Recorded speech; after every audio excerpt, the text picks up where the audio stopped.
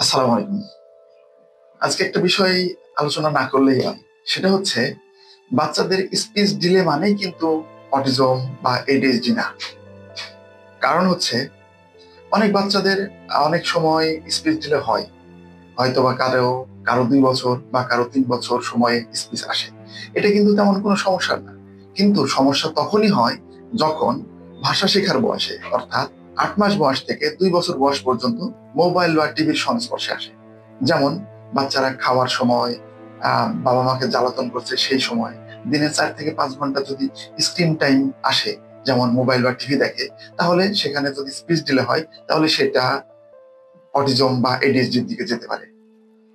তাই দয়া করে আপনারা মোবাইল বা টিভি থেকে বাচ্চাদের দূরে রাখুন। আজকে আমি তেমনই একটা স্পিচ ডিলে বাচ্চার ভিডিও দেখাচ্ছি। আপনারা দেখে হয়তো বা বুঝবেন যে মোবাইল বা টিভি বাচ্চার জন্য কি পরিমাণে হার্মফুল। তাহলে দেখুন। বাগেরহাট থেকে অনেক। ওর বয়স কত? ওর বয়স স্যার 2 বছর। 2 বছর নাম নাম আরফান ইসলাম। ওর কি সমস্যা বলুন? ওর স্যার সমস্যা অতিরিক্ত চঞ্চল। ওর আম্মুর কাছ থেকে সাক্ষাৎকার নেন।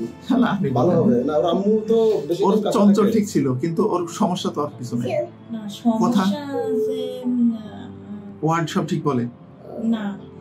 এখন 2 বছর ওর হয়ে গেছে যখন এখন হচ্ছে ওর মানে কথা বলতে পারে না। আর আমি যেটা শিখাবো ওরে, তো ওইটা আমি ওর কোনো আগ্রহ নেই শেখার প্রতি। ওর কি খিঁচুনি হয়েছিল? না, কোনো খিঁচুনি হয়নি। মোবাইল টিভি দেখতো? মোবাইল অবশ্যই কোন বয়স থেকে দেখতো? মোবাইল দেখা ছাড়া কোনো কথা নেই। কোন বয়স থেকে দেখা? ছোট ছোট থেকে স্যার। মোবাইল স্যার খাইতো না, এই থেকে একটু দেখাইতে দেখাইতে এখন মোবাইলের প্রতি কতটা এখন আগ্রহ কমছে। এখন মোবাইলের প্রতি আগ্রহটা কমে গেছে। তাহলে বলুন, আসলে কি মোবাইল দেখাবেন না বাচ্চাদের মোবাইল দেখাবেন না? আসলে কি টিভি দেখাবেন না বাচ্চাদের টিভি দেখাবেন না? মোট কথা, মোবাইল বা টিভি বা যে কোনো ধরনের স্ক্রিন ভাষা শেখার বয়সে ৮ মাস থেকে ২ বছর পর্যন্ত অবশ্যই বন্ধ করবেন। ১০০% দেখাবেন না। বাচ্চাদের এগুলো থেকে যত দূরে রাখবেন, বাচ্চারা তত বুদ্ধিবৃত্তির দিক থেকে খুবই পারদর্শী হবে। ধন্যবাদ আপনাকে।